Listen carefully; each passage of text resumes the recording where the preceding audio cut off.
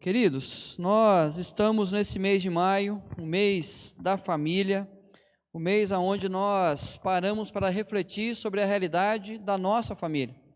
Um tempo especial para pensarmos a respeito de como a nossa família tem caminhado e como nós estamos conduzindo a nossa família e se ela está vivendo de acordo com aquilo que Deus quer em relação ao nosso lar. E o tema da série é esse: uma jornada feliz em família. Todos nós queremos ter uma jornada feliz para nós, para os nossos filhos e para tudo o que é nosso.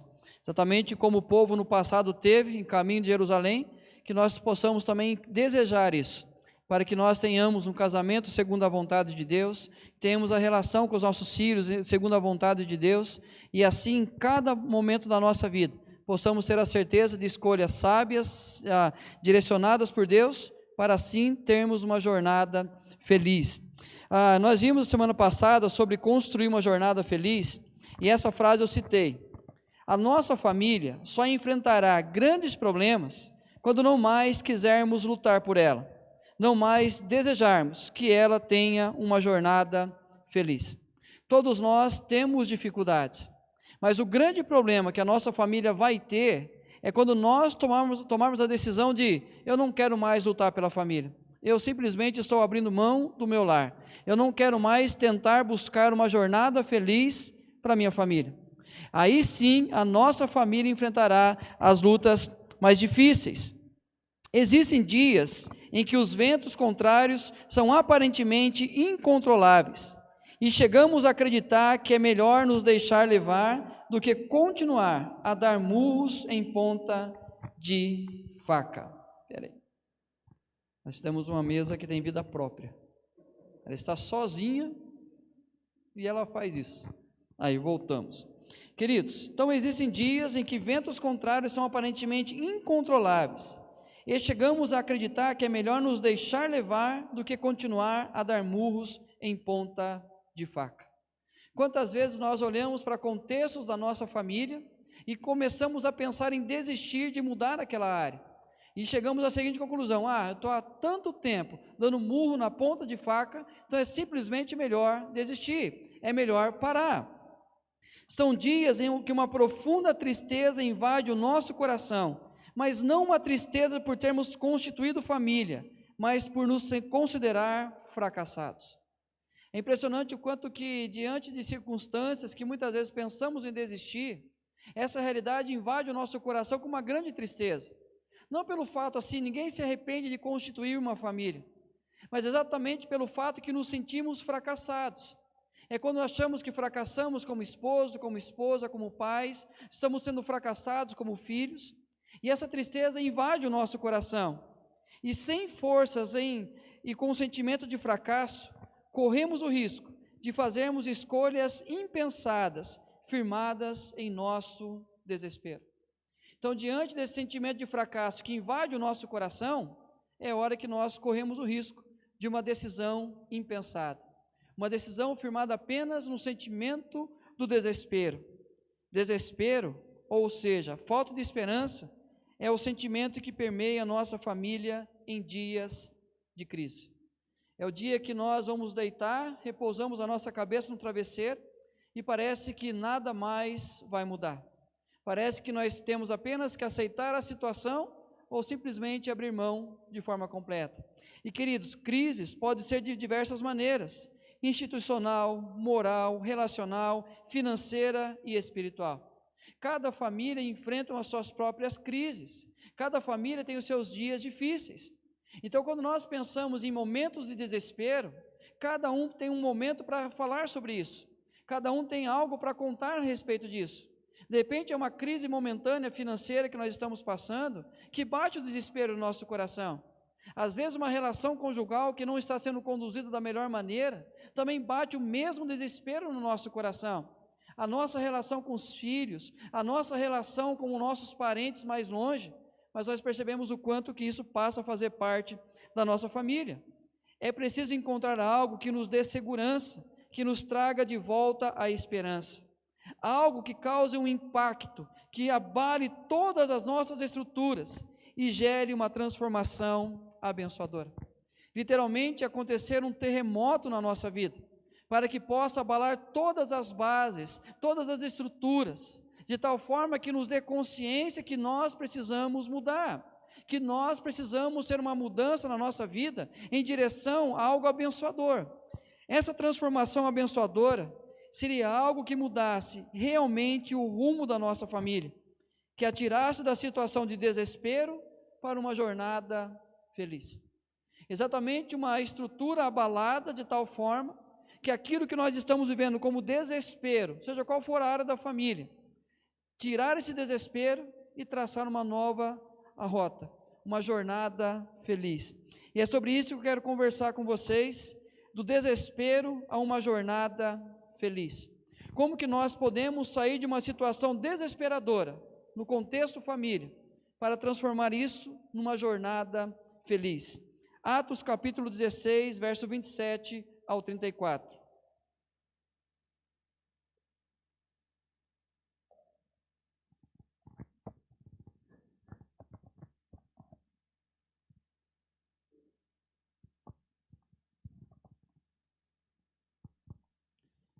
Diz assim, Atos capítulo 16, verso 27. O carcereiro despertou do sono e, vendo abertas as portas do cárcere, puxando da espada, ia suicidar-se, supondo que os presos tivessem fugido. Mas Paulo bradou em alta voz: não te faças nenhum mal, que todos aqui estamos. Então o carcereiro, tendo pedido uma luz, entrou precipitadamente e trêmulo, prostrou-se diante de Paulo e Silas. Depois, trazendo-os para fora, disse: Senhores, que devo fazer para que seja salvo? Responderam-lhe: crê no Senhor Jesus e serás salvo, tu e tua casa. E lhe pregaram a palavra de Deus e a todos os de sua casa. Naquela mesma hora da noite, cuidando deles, lavou-lhes os vergões dos açoites. A seguir, foi ele batizado e todos os seus. Então, levando-os para a sua própria casa, lhes pôs à mesa, e com todos os seus, manifestava grande alegria por terem crido em Deus. Queridos, aquele dia na vida do carcereiro começa como um dia comum na vida de um carcereiro. E depois que lhes deram muitos açoites, aqui falando de Paulo e Silas, os lançaram no cárcere, ordenando ao carcereiro que os guardasse com toda segurança. Este, recebendo tal ordem, levou-os para o cárcere interior e lhes prendeu os pés no tronco. O carcereiro começa um dia de trabalho, tem uma manifestação acontecendo na cidade, Paulo e Silas são presos, são açoitados, são levados até ele e dizem a ele: olha, você vai pegar esses dois homens e vai prender de forma segura esses homens. Você é especialista nisso, seu trabalho é esse, pega esses homens e os prendam em segurança. Ele pega esses dois homens, leva para o interior do cárcere, prende os seus pés no tronco e deixa lá. Ou seja, era mais um dia comum de trabalho. Aparentemente as questões estão exatamente ocorrendo da maneira que foi dado a ele para fazer. Tudo está tranquilo. Mas de repente, sobreveio tamanho terremoto, que sacudiu os alicerces da prisão. Abriram-se todas as portas e soltaram-se as cadeias de todos. Um dia comum de trabalho, repentinamente algo acontece, aparentemente um grande terremoto acontece, as portas se abrem, as cadeias se abrem, e todos os homens que estavam debaixo da proteção e do cuidado daquele carcereiro, simplesmente eles estão agora com liberdade de fugir. E aí aparentemente um dia que seria tranquilo, um dia que seria calmo, um dia que tudo estava no seu controle, a situação repentinamente muda. E aquilo que era tranquilo se torna em um grande desespero na vida do carcereiro. Quando nós olhamos essa realidade, nós percebemos o quanto na nossa vida nós estamos sujeitos a essa realidade também. O quanto começa um dia bem, um dia tranquilo, um dia tudo no seu devido lugar, repentinamente algo acontece na nossa casa, algo acontece na nossa família ou com algum dos nossos, e aquilo se transforma num grande desespero, porque todos nós estamos sujeitos a isso. É o que Eclesiastes diz: tudo sucede igualmente a todos, o mesmo sucede ao justo e ao perverso, ao bom, ao puro e ao impuro, tanto ao que sacrifica como ao que não sacrifica, ao bom como ao pecador, ao que jura como ao que teme o juramento. Nas palavras do Cristo, por 2 vezes ele diz: e caiu a chuva, transbordaram os rios, sopraram os ventos e deram com ímpeto contra aquela casa. Em 2 momentos ele fala sobre isso, sobre 2 casas, a construída na rocha e a construída na areia. O que nós aprendemos com Eclesiastes, o que nós aprendemos com Cristo, o que nós aprendemos com a história do carcereiro, é que todos nós estamos sujeitos de um dia tranquilo virar num grande desespero.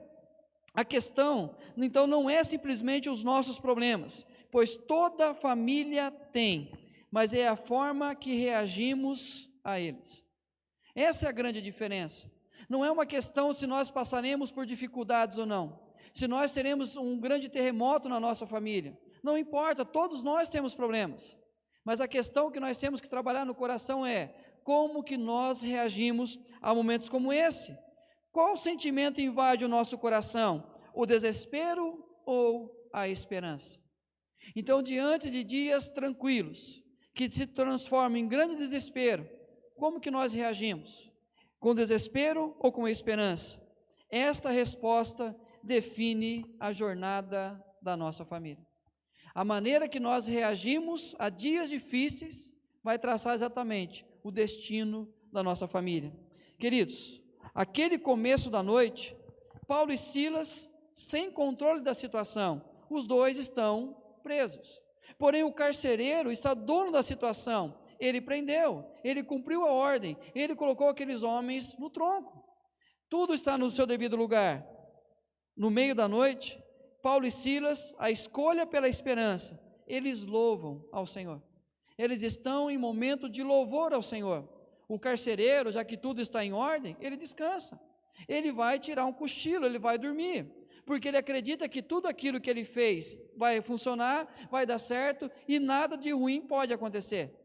É interessante que é uma sequência da nossa vida isso, porque em momentos nós estamos tão tranquilos que nós não mais nos preocupamos com o casamento, não mais preocupamos com os nossos filhos, não preocupamos mais com a relação que nós temos uns com os outros em casa, porque aparentemente tudo está no seu devido lugar.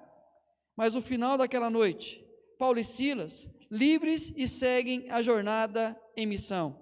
O carcereiro, desespero e pensamento suicida. Aquele homem que começa um dia tranquilo de trabalho, termina aquele dia com a vontade de tirar a sua própria vida. Paulo e Silas, que estavam tudo bem no começo, anunciando o evangelho, são presos e consequentemente eles são colocados na prisão, mas termina aquele dia, eles com a liberdade de continuar a pregar o evangelho. O que define a atitude de cada um é a convicção de quem está no controle da vida deles. A maneira que Paulo e Silas reagem e a maneira do carcereiro define exatamente isso. Quem é o Senhor da vida do carcereiro?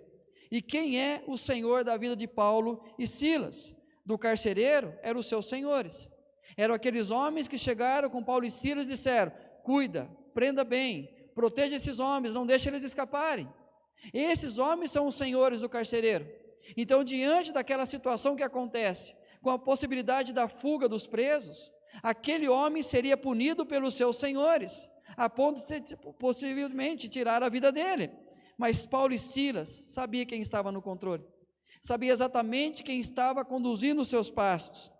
Assim como o carcereiro, permitimos que outros senhores dominem sobre nós, o que nos tem levado ao desespero, mas temos a opção de permitir o senhorio de Cristo e assim termos uma jornada feliz. Queridos, quem é o Senhor da nossa vida? Diante de circunstâncias contrárias, muitas vezes nós somos levados a permitir outros senhores a dominarem, outros senhores a conduzirem as nossas atitudes. E, infelizmente, por consequência disso, o nosso coração entra em desespero. Mas diante dessa realidade, nós podemos optar pelo que Cristo seja o Senhor da nossa vida. E Ele sendo o Senhor da nossa vida, a jornada pode ser feliz. 3 lições esse texto, do desespero a uma jornada feliz. A primeira, dar ouvidos às palavras de esperança. Aprender a dar ouvidos às palavras de esperança. Mas Paulo bradou em alta voz: não te faças nenhum mal, que todos aqui estamos. Queridos, Thomas Cook diz o seguinte: como todos estavam no escuro no momento, não é fácil dizer como Paulo sabia do propósito do carcereiro, e a menos que fosse ouvido algumas palavras desesperadas que o declaravam, e que em meio a tal cenário não é de forma alguma improvável. Eles estavam numa prisão escura, tanto que o carcereiro, quando ele quer entrar na prisão, ele pega uma luz para que ele pudesse enxergar dentro da prisão. Então, como o apóstolo Paulo sabia que o carcereiro do outro lado havia pegado uma espada para tirar a própria vida, então Thomas Cook diz o seguinte: pelo grito de desespero, pela maneira que ele reage, Paulo percebe que ele estava desesperado a ponto de cometer uma loucura. Em momento de escuridão e desespero, aparentemente é mais fácil optar por atitudes equivocadas. Queridos, quantas vezes na nossa vida nós passamos por momentos de desespero, e quando tudo passa, nós olhamos para trás e falamos assim: se eu tivesse um pouco mais tranquilo, se eu tivesse a cabeça que eu tenho hoje, a minha atitude seria outra, a resposta que eu daria seria outra. Mas diante do desespero, é comum tomar essas atitudes. Nossos ouvidos são atraídos pelo conselho dos ímpios, pelos caminhos dos pecadores e pela roda dos escarnecedores.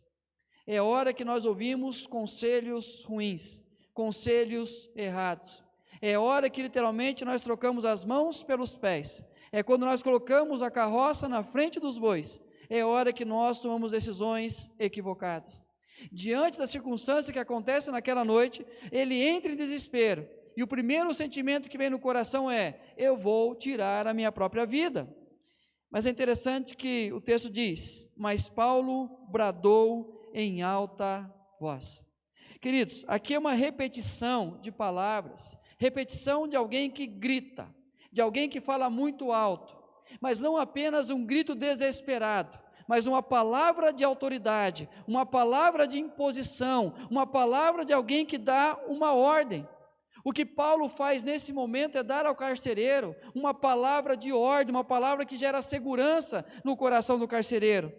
Presta atenção nessa frase: a voz que vem de Deus precisa ser mais alta do que a voz do desespero.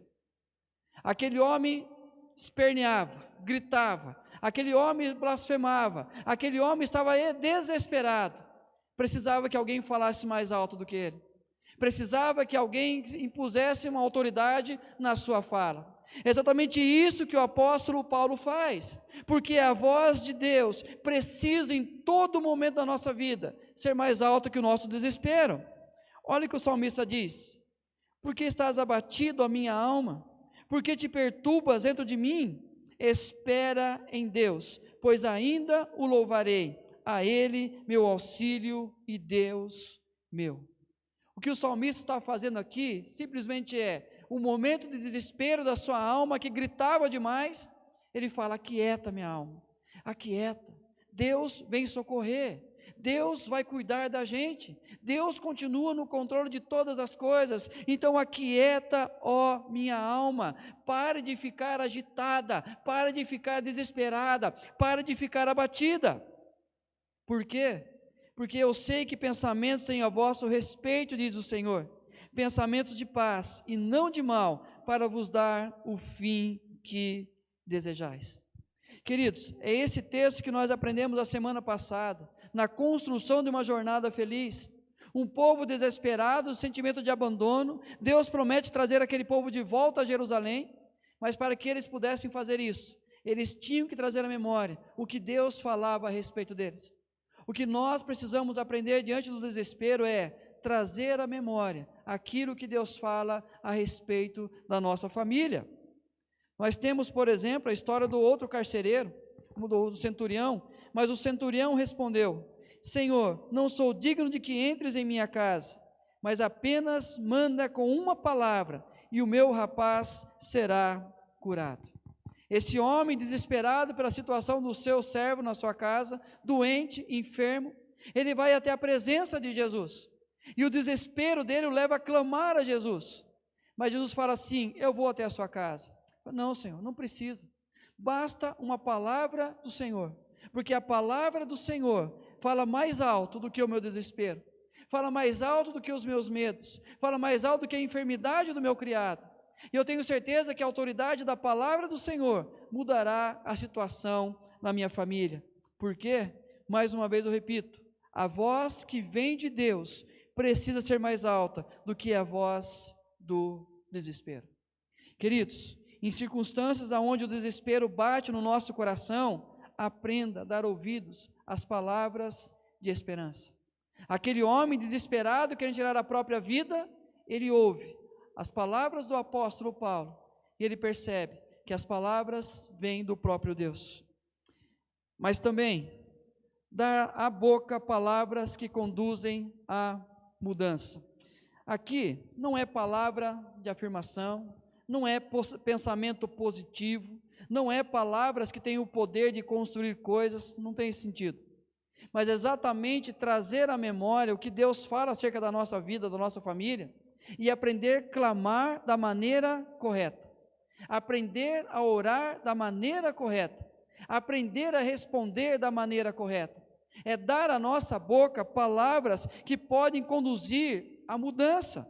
Ele diz, depois, trazendo-os para fora, disse: Senhores, que devo fazer para que seja salvo? Palavras mal ditas promovem feridas, causam desânimo e, por vezes, tornam nossa jornada mais difícil. Na hora que eu vi, falei. Na hora que eu vi, soltei a palavra. Queridos, não existe isso. O que tem é a maldade da dureza do nosso coração, que guardamos as nossas armas, guardamos as nossas ferramentas, porque sabemos exatamente o que vai ferir o outro, o que vai agredir o outro, o que vai nos fazer ganhar uma discussão. Então nós estamos apenas guardando para um momento específico, uma palavra que vai gerar ferida naquele que ouve, e nós damos então oportunidade para que trazer à nossa boca palavras que vão destruir, palavras que vão tornar muito mais difícil a nossa jornada. É interessante que o apóstolo Paulo, à igreja de Éfeso, num contexto de transformação, ele diz: não saia da vossa boca nenhuma palavra torpe, e sim unicamente a que for boa para edificação, conforme a necessidade, e assim transmita graça aos que ouvem. No contexto de transformação ele conclui: nem conversação torpe, nem palavras vãs ou chocarrices, coisas essas inconvenientes, antes pelo contrário, ações de graças. Num contexto então de transformação, o apóstolo Paulo nos ensina a estarmos atentos àquilo que nós trazemos à boca, aquilo que nós damos liberdade para sair da nossa boca. E ele diz: não saia da vossa boca nenhuma palavra torpe.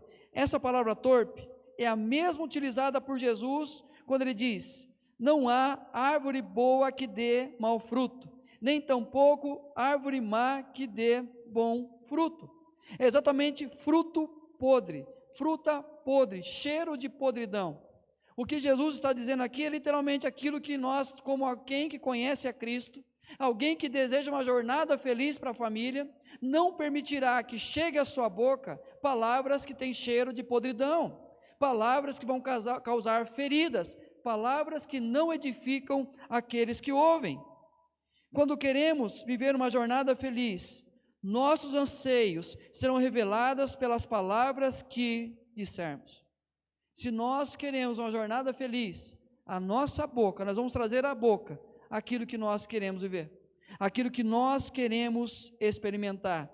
O grande problema, como eu falei há pouco, é o que nós acumulamos no nosso coração. Jesus disse assim: porque a boca fala do que está cheia o coração. Quando nós guardamos amarguras, rancor, quando nós fazemos o nosso coração um grande campo de batalha, onde nós escolhemos as melhores armas possíveis para estar guardadinho no lugar, para que quando entrar no embate, entrar numa luta, entrar numa guerra, eu sei exatamente qual é a arma que eu vou puxar e qual é a palavra que eu vou lançar.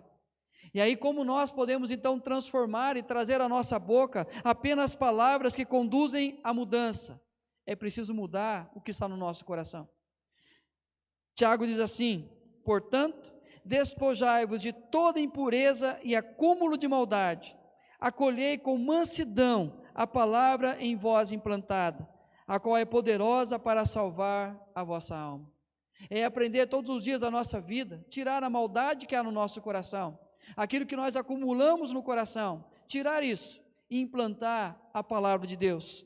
Nas palavras do Cristo: se permanecerdes em mim e as minhas palavras permanecerem em vós, pedireis o que quiserdes e vos será feito. Aquela noite começa com palavras de desespero na vida do carcereiro, a ponto do apóstolo Paulo, preso na escuridão, saber que ele iria tirar a sua própria vida. Começa com palavras de desespero, mas termina: que devo fazer para que seja salvo? Palavras que conduzem à mudança. Uma noite desesperada, ele simplesmente agora diz: o que eu faço para que eu seja salvo? E queridos, aqui eu percebo o seguinte: baixou de novo? Não? Está normal? Baixou, né? Vou trocar porque o outro faz barulho. Queridos, a salvação que vem de Deus. Quando eu leio esse texto, o sentimento que vem no meu coração é esse. É literalmente ele dizendo assim: o que eu faço para experimentar o que Deus deu a vocês? Aquilo que vocês experimentaram nessa prisão, louvando a Deus, o que eu faço para sentir isso na minha casa? Eu sei que talvez nós poderíamos dizer assim: não, pastor, o carcereiro está desesperado, porque ele pode ser julgado pelos seus senhores e ser condenado à prisão também. Mas por que eu defendo que ele fala exatamente a relação com Deus? Primeiro, porque todos estavam ainda na prisão. Alô, som, vamos botar abafado um pouco, mas até voltar. Queridos, todos estavam presos. Aquele homem não seria punido, porque ninguém fugiu. Talvez eles iriam apenas fazer uma reforma, ver o que havia quebrado, porque todo mundo sentiu aquele terremoto. Então, quando ele pergunta: o que eu faço para ser salvo? Ele não está querendo ser salvo dos seus senhores, mas ele quer a relação dele com Deus. E também a resposta do apóstolo Paulo. Pela resposta de Paulo: crê no Senhor Jesus e serás salvo, tu e a tua casa. O desespero dele o leva a se conscientizar: eu preciso desse Deus de Paulo e Silas na minha vida. Eu preciso que esse Deus também me salve. O carcereiro troca os gritos de desespero por uma palavra de transformação. Ele troca as palavras que começam aquele final de noite desesperadas por simplesmente um pedido, uma palavra de transformação. Queridos, se tem algo que nós precisamos aprender na vida, é trocar essas palavras. Palavras de desespero, palavras que geram angústia, por palavras que geram mudança. Algumas na nossa relação com Deus: eu creio, eu aceito. Deus, amo. Mas eu creio nisso, eu busco, eu obedeço. Mas na nossa relação com o próximo, eu mudo, eu estou aqui. Aprender a transformar as nossas palavras de desespero em palavras que vão promover a mudança necessária.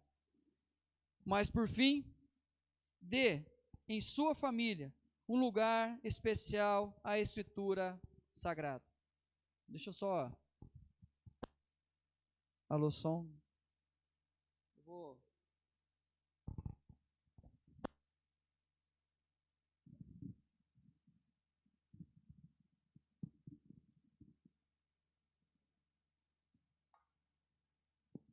Alô, som. Aí, agora estou sem voz eu.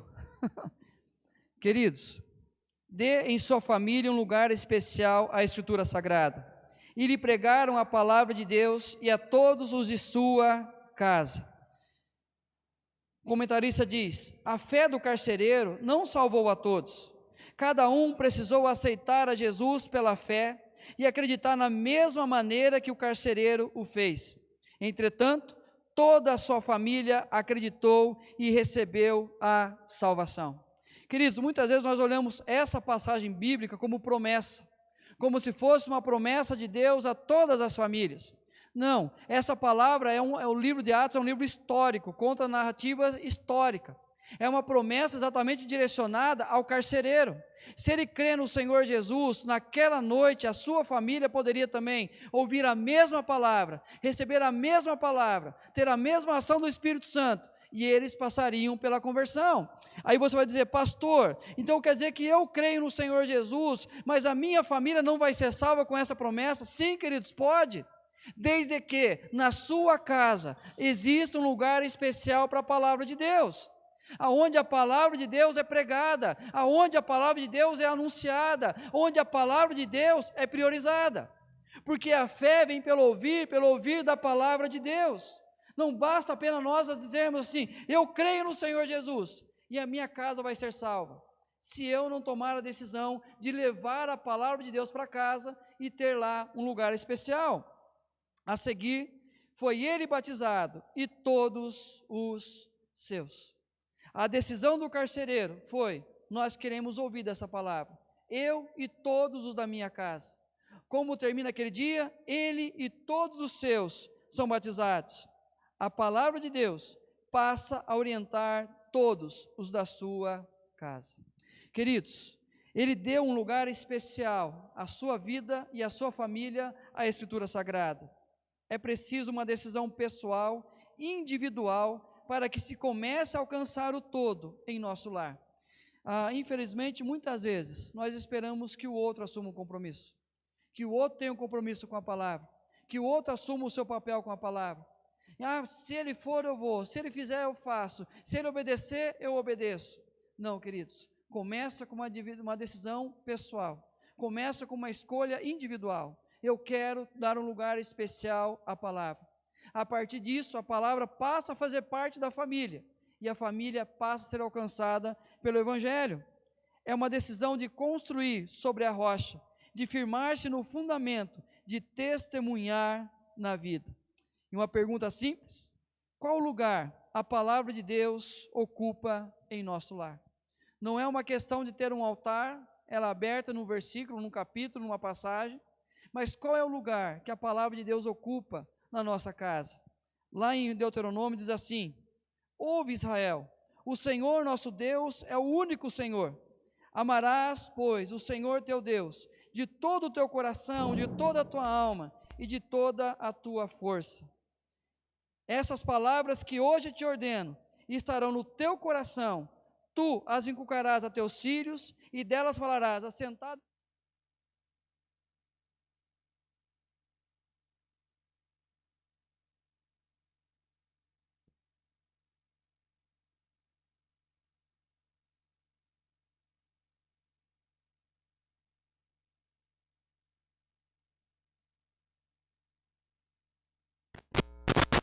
Porque ao longo de todo o deserto,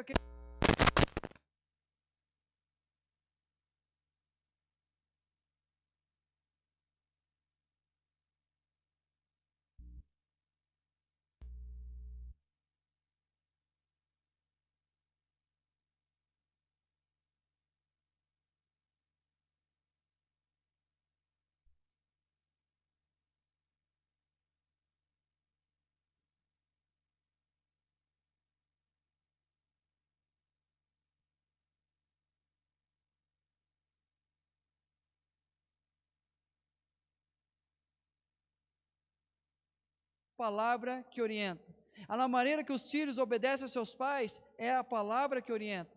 É literalmente ter a palavra em todos os momentos da nossa vida, ao sentar, ao levantar, ao caminhar, em todo o tempo, a palavra orientando a nossa vida. Um lugar especial das Escrituras. nos ensinará a amar a Deus, e este amor para com Deus nos fará melhores pais, mães, filhos, filhas, avós e avós. Quanto mais eu construir a minha casa sobre a rocha, quanto mais eu firmar a minha vida nas Escrituras, melhor eu vou ser como pai. Melhor minha esposa será como esposa, como mãe, melhor eu serei como esposo, como pai, porque a palavra de Deus ocupará um lugar especial na nossa casa.